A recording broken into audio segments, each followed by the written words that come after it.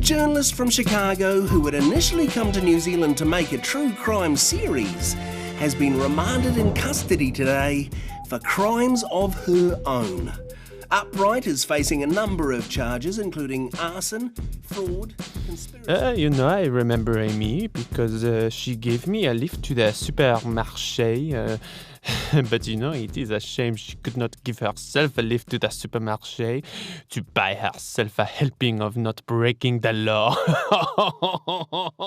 Yeah, I kind of liked her at first, but after a while she started to scare me. Pacing around the pub, talking to herself, talking into the vape machine. Ezra Snipes, a senior producer, commented about the situation. Yeah, well, I normally trust my reporters and their work, but ethical guidelines have to be adhered to, and in this case, well, you've got an inexperienced junior, if you know what I mean. So they simply didn't follow these guidelines. Look, I'd like to give people a chance, but, well, honestly, Amy was never particularly promising, so I'm disappointed.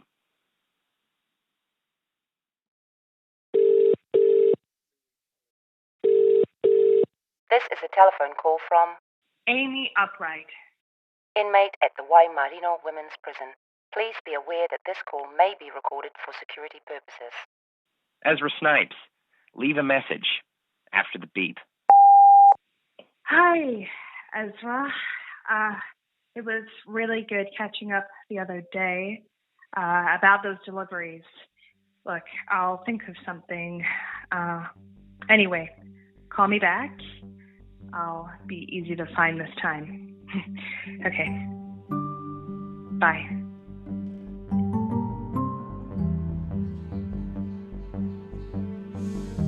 Okay, take one.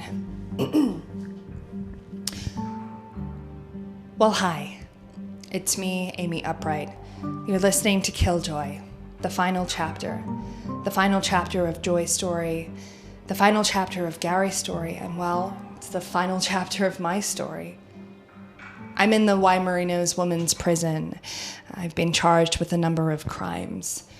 But here's the thing. My real crime is, well, it was the pursuit of truth.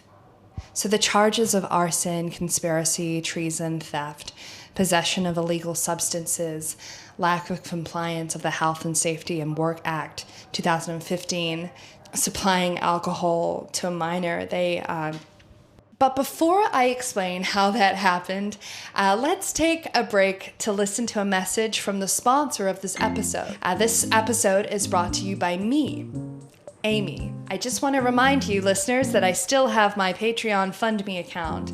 I have to say, I was a little sad to see very few people, donated. It's more urgent that you... Hey, I have exclusive donor rewards to sweeten the deal. Like if you commit to sending me $500 a month, I'll send you one of my teeth. Because the thing is that all my teeth are falling out and no one can tell me why.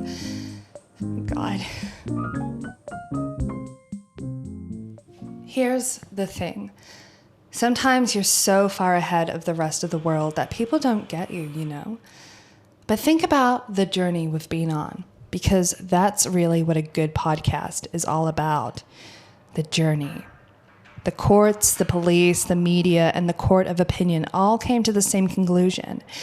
Joy Ford's murderer was her husband, Gary. But me, I had questions.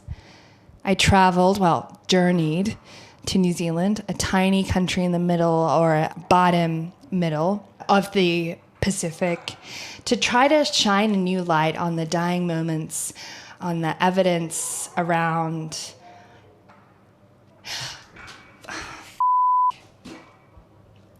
This country has fought me every step of the way.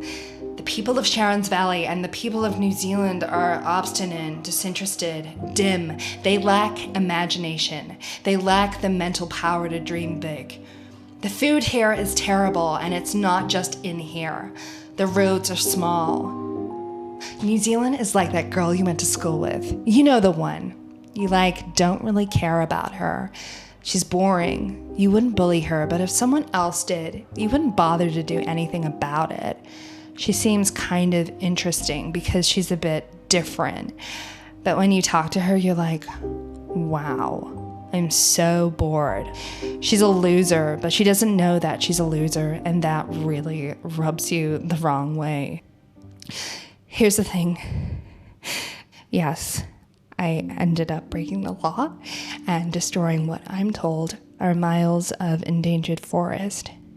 Yes, I fooled around with a 17-year-old, and yeah, maybe I scarred him for life by getting him drunk and making him carry a bunch of pig's heads through the woods in the middle of the night. And sure, I might have, sort of made a woman's family relive the most traumatic thing that's ever happened to them. But you know what? I don't believe for a f***ing second that it wasn't worth it. I'm a storyteller, and none of you f***ers donated to my Patreon. And sometimes it doesn't happen neatly, and sometimes the truth is f***ing boring. I wanted to tell a good story, and this would have been one if it f***ing behaved. This is Amy. Leave a message. Hey, Amy, this is Johan Nyquist from the New York Broadcasting Association. I've left a few messages. Can you get back to me? We're thinking of possibly covering your story in a more long-form way in our podcast series, Lifetime Uncovered. It's where we look at people with fascinating stories that are native to the digital age. Look forward to hearing from you. Hi there. G'day. My name is Shane Woodward. I'm a producer with ABC in Darwin. We're producing a series of documentaries on prominent miscarriages of justice. And we think that what happened to you over there in New Zealand might be worth a closer look. It'd be great if you could call me back when you get the chance. Good morning, I'm calling from LR9 Radio in London. We'd love to speak to you regarding what's been happening recently. If you have any time to make a call, you Hello, can... Amy. Hi, I'm Brad from Quick Fire Productions in LA. We'd love to talk to you about a documentary project we're planning on Radio Free Oslo. We'd love to chat to you I've read about your story. I've been listening to the podcast. I absolutely love it. Just give me a bell back when you want to. Just find me online. Hi, listeners. Ezra Snipes. And we are so excited here at CBF to present a new podcast series that critics are describing as unmissably dark, funny, and binge-worthy. Hey, not my words, honestly. But I have to say, it's all that and more. A feast for true crime freaks. And aren't we all that?